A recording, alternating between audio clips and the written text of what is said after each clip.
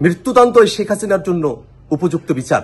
কেবলমাত্র এই মৃত্যুদণ্ডের রায় কার্যকর করার মধ্য দিয়ে শেখ হাসিনার গণহত্যা এবং মানবতা বিরোধী অপরাধের ন্যায় বিচার করা সম্ভব হবে। আমরা সরকারের কাছে আহ্বান জানাই, অতি দ্রুত সময়ের মধ্যে আজকের ঘোষিত রায় সরকারকে কার্যকর করতে হবে। এবং ভারত সরকারের কাছে আমরা আহ্বান জানাই যে খুনি শেখ হাসিনা বাংলাদেশের মানুষের উপরে গণহত্যা চালিয়েছে, মানবতা বিরোধী অপরাধ করেছে, তাকে ভারতে আশ্রয় না দিয়ে বাংলাদেশের বিচার ব্যবস্থার কাছে তারা সুপর্দ করবে। বাংলাদেশের একমাত্র স্মার্ট সিটি বসুন্ধরা এখন আরো নিরাপদ, আধুনিকতায় আরো এক ধাপ এগিয়ে।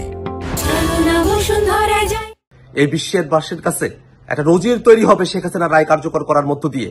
শেখ হাসিনা শুধুমাত্র উস্কানিমূলক বক্তব্য দেয় নাই, আজকের বিচারের মধ্য দিয়ে প্রমাণিত হয়েছে শেখ হাসিনা মানুষকে গুলি করে হত্যা করেছে, লেথাল ওয়েপন ব্যবহার করেছে, গোটা বাহিনীকে মানুষের বিরুদ্ধে খুন করতে কাজে লাগিয়েছে এবং মানুষকে সে পুড়িয়ে হত্যা করেছে।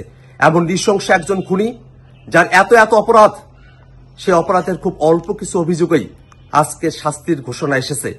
তার বাকি যত অপরাধ আছে সবগুলো অপরাধেরও বিচার হবে এবং এই গণহত্যাকারীরা তাদের শাস্তি কার্যকর করার মধ্য দিয়ে পৃথিবীর ইতিহাসে একটি নজির তৈরি হবে, যাতে করে আর কোনো শাসক, আর কোনো গোষ্ঠী তারা যেন গণহত্যাকারী হয়ে উঠতে না পারে, মানবতা বিরোধী হয়ে উঠতে না পারে, তেমন একটা সময়ের জন্য অপেক্ষা করছি আমরা। শুধুমাত্র রায় ঘোষণা করার মধ্য দিয়ে নয়, রায় কার্যকর করার মধ্য দিয়েই শহীদদের আত্মা শান্তি পাবে। আমরা অপেক্ষা করছি, সরকারের কাছে আহ্বান রাখছি, অতি দ্রুত সময়ের মধ্যে শেখ হাসিনার এই মৃত্যুদণ্ডের রায় সরকার কার্যকর করবে।